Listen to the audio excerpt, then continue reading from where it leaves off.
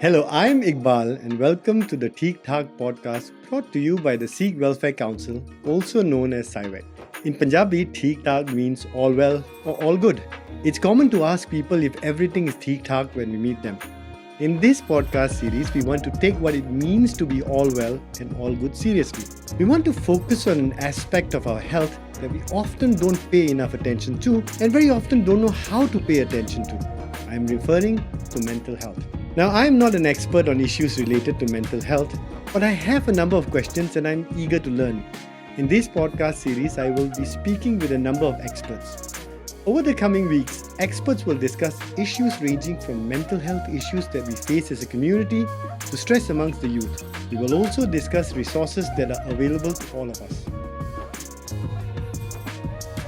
It is my pleasure today to be speaking with Monika Verma, who is a counsellor with the Lighthouse Counselling and a volunteer case officer with Singapore Prison Service.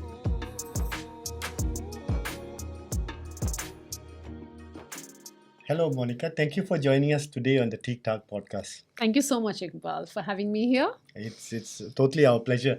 And the Theek Thak podcast is a podcast in which we discuss a very important issue, which is mental health issues, which, despite its importance, is often not spoken about.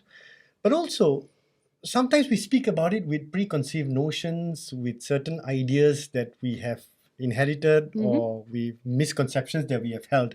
So it's great to have an expert like you to talk us through some of the issues. And I am not an expert in any form or manner on issues related to health, mental health. Okay. But I have a deep interest in the subject, and I have a number of questions that I hope you won't mind me asking. Some of them will stem from lack of knowledge, but they come from a place of interest. I will try my level best, Iqbal. Thank you. And please help yourself to the cha as well. Thank you so much. I already had one cup. Second one later. Yes. So, Monika, let me start by asking you a question that I've been grappling with myself. I'm hearing the term mental health a fair amount now. There's a lot of coverage about it in the newspapers as well. But I'm not quite sure what the term actually means. Does it only refer to issues such as suicide, suicidal thoughts, or bipolarity, or is it a broader category? Could you explain what the term actually means? Yeah, actually, it's a very good question, Iqbal.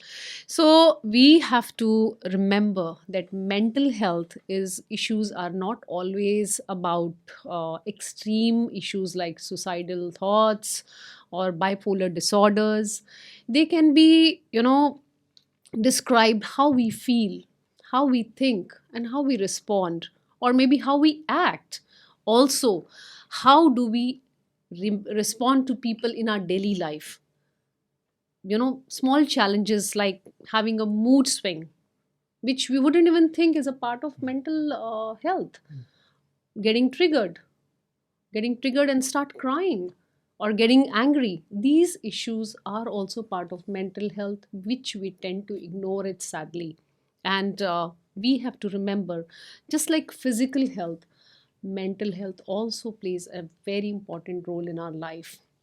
So mental health is not only about suicidal ideations, it is also about our emotional, our psychological, and also our social well-being. Thank you for explaining what the category means. And I particularly like the fact that you related it to physical health as well, and it's so important to note that, right? We pay a lot of attention to, especially I have children as well, we pay a lot of attention to children need to play, need to run about. Yes. But that conversation about mental health is definitely, at least ignored, for my part, not happening. Unfortunately, yes. And related to that is the question of what signs should I be looking out for? When is stress just stress? When is sadness just sadness? And when is it an issue of mental health that I should be paying attention to? Are there any signs I should be looking out for? So I am hearing you are trying to understand whether stress is normal or when we should be reaching out to a mental health professional. Is that right? Yes, certainly. Okay. So probably I'll try to answer it with some examples so that you can understand where am I coming from. So it's normal to have stress. A child who is going through exams and they have a meltdown or they start panicking, it is a normal stress. But when that same stress is just going on, and it is just going for weeks or maybe probably months, and you're not able to function normally. It is affecting your day to day ability to function. That's when you have to reach out for a professional who can help you and guide you, who can explain it to you what is happening. Any anxiety, probably, you're not able to sleep, you're not meeting people whereas you used to love meeting people. So when that is hindering your function to manage your day to day chores, that's when you have to reach out to counselor. You have to question yourself, am I constantly worried about something which I shouldn't be getting worried, or am I just constantly feeling sad where I shouldn't be thinking about it? This just sadness is just going on without any break.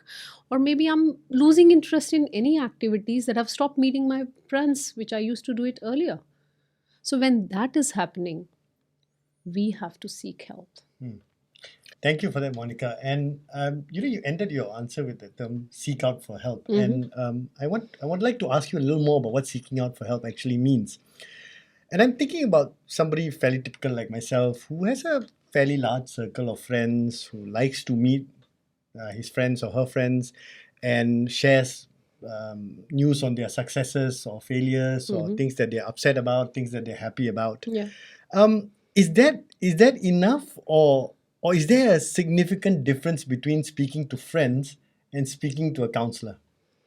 Very, very good question, and very interesting question to understand a difference between talking to a friend and, or talking to a mental health professional. So here, let me explain with little bit of examples again. Please. So when we talk to our friends, what happens? We share our sadness, and it can be very comforting. They comfort us by listening to us, and they give us advice based on their experiences. When that happens, we feel happy. But a counselor, they offer you something which is different. They are trained, so they not only understand your thought process or emotions, they also help you understand your behavior in a more deeper and structured way. So when I say deeper and structured way, they ask you questions in such a way that you get aware about your own emotions. You also get aware of your reasons of where are those emotions coming from. Okay. And if you're feeling anxious, a counselor will use techniques. For example, they will use some mindfulness techniques, to help you relax. Probably they'll use cognitive behavior therapy to think from your cognition what is happening, where is it coming from. So they help you with some strategies, and they make you understand in a very structured way that help is long lasting. Second thing, when you talk to your friends, they may be unintentionally bringing their own opinion into the conversation, that, oh, this happened with me, and I did this. Probably you can try that. So they are suggesting you to try something, but a counselor will provide you an unbiased perspective.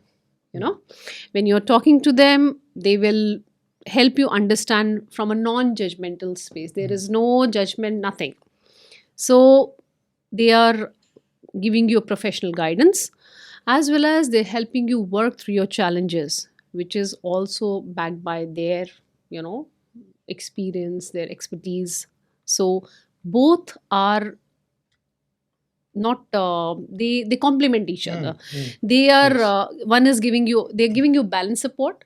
A friend is there to listen to you, to help you out, but a counselor is helping you in a very strategically way to navigate through your challenges. That's very important here, because I think I'm picking up a few words that are very interesting there with regards to a counselor. One is that this is someone who's trained, and this is someone who's non-judgmental and Yes. doesn't come with a bias attached. So Yeah. I think that's very important for someone like me to understand. Mm. Since we are talking about counselors, I can I ask you to explain to me what's the difference between a counselor and a psychiatrist? Is there some? Do they do different roles? Okay, so that is interesting. Counselors actually are trained professionals who help people to talk through their challenges. They also help you understand your emotions when you're, dealing with your emotions. They provide you support. They teach you coping strategies. They also find solutions for you. So, as I had shared an example earlier, if you're feeling stressed, about your job, or you're going through some breakup in your life, they will talk to you and make you understand the challenges you're going through, and then they will make some interventions plans to help you.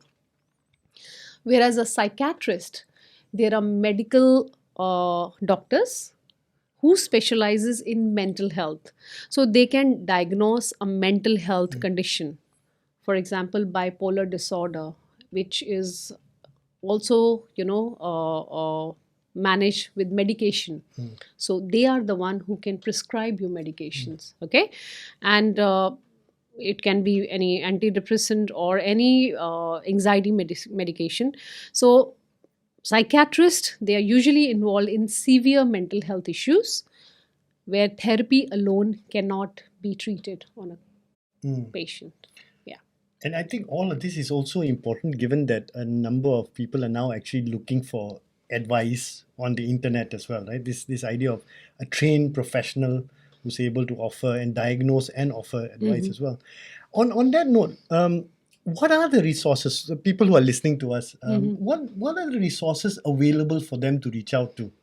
So actually, there are many resources on not only on internet. You can reach out to counselors, therapists, or psychologists who help you manage your stress, or help you manage your relationship issues. If you're overwhelmed at work, or you're having any personal issues, so this is one area. You can also reach out to psychiatrist when your condition is very severe, like depression or bipolar disorder. Psychiatrist can use a combination of medicine as well as therapy to help you, subside those symptoms. There are also many support groups. Okay. Now, these support groups, they are very valuable. I'll give you an example. If somebody has addiction problem, okay, they are into alcohol or maybe any other addiction, and they are not able to, that individual, for example, not able to help himself alone. So these support groups, they help you to talk to each other, support each other. They talk to each other about their experiences, they motivate each other. So that's where support group helps. Then we have a lot of hotlines. If I'm not wrong, in SIWEC also have hotline. IMH have hotline. So there are many hotlines in Singapore where you can reach out to them, and they have para counselors. So you can, talk to them, and they can help you understand what is going on, and they can also guide you to the next procedure. And if not only there, if you want to find out furthermore, there are also self-help resources. There are many self-help apps nowadays which help you understand if you're having any mental issue, you're getting stressed. You can use these techniques to calm yourself down. Okay. And yeah, so these are the one which I can think of. They can help you with your stress, dealing with they can help you out with your challenges. Sure. Yeah. And one thing is about knowing the resources that are there, but the other thing is about reaching out. Right? Reaching out can be a very intimidating process. Can be something that someone could struggle with within themselves, but also even when they've decided that they want to reach out, the process itself can be something that can be very daunting. Very overwhelming. Yeah. What is this process? So what I'm understanding is you're trying to ask me, are there any stigmas? Is that what you're trying to ask? I was going to ask that as well. So Yeah. yes. So it is very normal to feel nervous, or about reaching out for help or talking to a mental health professional, because your first thought will be what others might think about me. Yes. and that's when people back out. They're like, okay, people will judge me, they back out. But you have to remember one thing, Iqbal, you're not alone. You're not the only one who's feeling this way. There are many people out there who feel the same way. There is support out there. So when you reach out to a counselor, you have to understand that whatever you're discussing there, it is in that one roof which is kept confidential. So you can speak your heart out without getting judged, without getting that information out from the room, unless and until there are issues like you are thinking of harming yourself or you're thinking of harming others. That's when authorities step in. But otherwise, it's a safe, non-judgmental space where your challenges are kept confidential. They are not at all shared to anyone else. And second thing, you are not crazy. When you're needing for help, when you're talking about help, when you're reaching out to a mental health support, you are not doing anything wrong. You have to think it in this way. If you had an injury, if you had a fracture, wouldn't you go to a doctor? Yeah. But that's a physical health. So what is stopping you to reaching out to a mental health professional when you are dealing with something? And why are you dealing it all alone? There are resources, there are people who are there to help you. So there is, you don't have to think that only doctor is meant for physical health. There are mental health professionals who are there to support you. Okay. Then we also have to understand that even strong people or maybe celebrities, the successful people, they have also reached out to a lot of mental health professionals. You think of Michael Phelps. He was struggling with mental health challenges, but he reached it out to people. And when he reached it out, he was not labeled as a weak person. He was appreciated. He was talked about it, that he came up from his shell, to talk about this issue. And because of these celebrities, this stigma is fading. You talk about Prince Harry, Lady Gaga, Selena Gomez. They all have talked about their mental health challenges. And they are not seen as weak. In fact, they are admired for their honesty. They have admired for their courage, that they, when you reach out for help, you're doing something positive. You're for yourself, just like they are doing it. Yeah. And the last thing, which I also understand from a client's perspective, when you're not comfortable and you have this stigma and you still have gone to a counselor, so in a way you're not ready yet, right? You don't have to share everything. Start with something slow. Therapists understand that it takes time to build up a therapeutic relationship. So when you start with something, therapists know how to ask the right question next. And when that therapeutic relationship is built, you can open up more. So you don't have to immediately start with something and just go on. Take your time. When you're ready, the help will be there for you. That's an excellent point. And you very rightly highlight, and I think it's very important for people like myself to realize that there's so many. One is I'm not the only one who will be confronted with such a situation, but also that there are celebrities who are willing to openly talk. And I'll just add one celebrity to that list as well, Deepika Padukone. Oh, yes. From India. She has spoken very openly about it. So, on that note, I also want to tell you something, when this mental health stigma, we talk about it, we also have to understand that people go through different mental health struggles, but they can get better. So, if somebody thinks that there is a mental health stigma, we have to give them a right support. They need it. Okay. We also have to give them a fair chance. Maybe there is a crack, but they're not broken. They're not broken. We have to show our empathy towards them.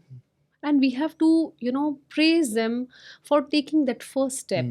They are being very courageous that they are coming out from that stigma.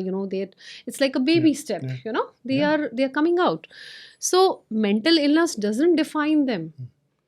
They are just the people, like just rest all of us. They are trying to fight through the stigma, and they deserve some respect, just like anyone else. I think they deserve a lot of respect, actually. Oh yes, for they do. fighting. Yeah. Actually, something that will be useful for many people listening in will be, you mentioned the first step. So I just want to, what is the first step for someone who wants to put themselves out there for help? So the first step is, if somebody is not ready yet, as I had said earlier, that you don't have to share everything, right? So start small. When you start small, you don't have to dive deep into everything. And when you see a therapist immediately, you can also write it down, your thoughts, in a journal, in a diary. That helps you pour out your feelings, what you're going through. Like a diary or a journal. Though counselors also encourage clients, but that's a very structured way. But if you want to start it, you can probably write a journal or a diary. Okay. You can also learn and understand more about mental health, realizing how common it is to face in such a way, so that you don't feel isolated. Once you read about on internet, you will know that this is I'm not the only one. Like just now when you talked about Deepika Padukone, actually nobody knew about it till she came up and spoke, and a lot of people could relate to it. So there's another thing. Third thing is, learn to take care of yourself. When you know you're having a stress, how are you going to disconnect from that? What do you like? Do you like some kind of activity? Do you like to go for walks, or you like to go for a run, which helps you, disconnect from that stress? Please start doing that. That will help you. Also, as I had talked about Michael Phelps, when you're not able to talk to a professional counselor, probably talk to your friend.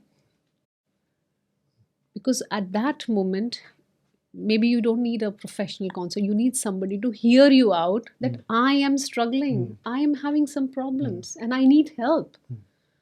So when then someone says, how are you? Are you okay? And you say, I'm not all right. And the person asks you next question, what happened to you? And you pour your heart out. That also helps you lighten the burden from your shoulders. Yeah.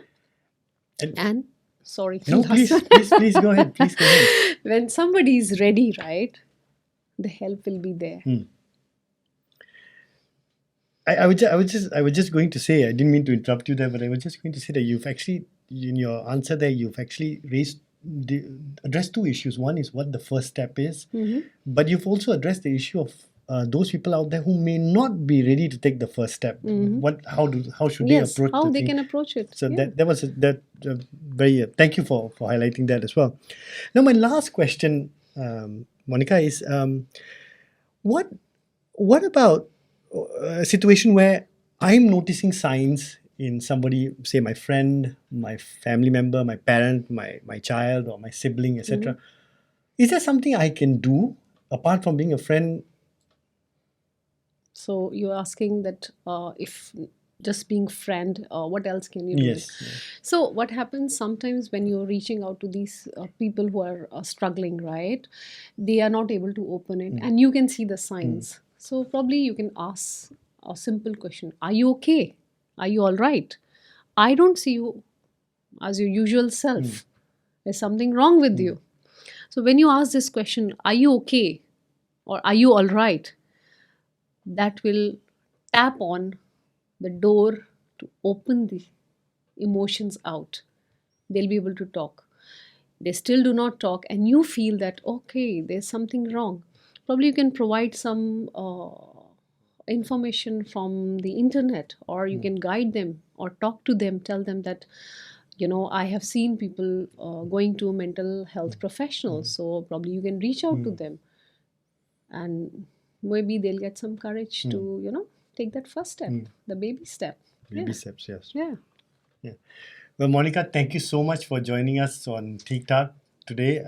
And I thank everybody who's watching. Thank you so This much. is our first podcast. We'll be having a few more along the lines, and we'll be discussing mental health in greater detail. So thank you, Monika. Thank you so much. I hope I was able to answer your questions. You did. I've learned a lot, and I'm sure people listening to us will be learning, and you can finally enjoy your cha. Thank you so much. Thank you.